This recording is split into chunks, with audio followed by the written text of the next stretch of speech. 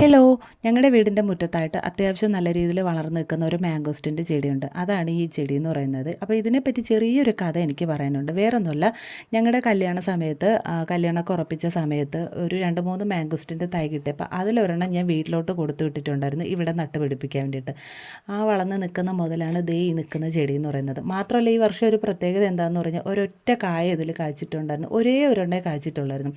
അതാണ് ഈ കയ്യിലിരിക്കുന്ന കായ. അപ്പോൾ കുറേ നാളുകൊണ്ട് ഇതിങ്ങനെ വിളഞ്ഞൊക്കെ നിൽപ്പുണ്ട്. പഴുത്താലല്ലേ പറിക്കാൻ പറ്റുമെന്ന് പറഞ്ഞ് ഇന്നലെ ഞാൻ നോക്കിയപ്പോഴത്തേക്ക് നന്നായിട്ട് പഴുത്തിട്ടുണ്ടായിരുന്നു. അപ്പോൾ പറിച്ച് എൻ്റെ കയ്യിൽ തരികയും ചെയ്തു.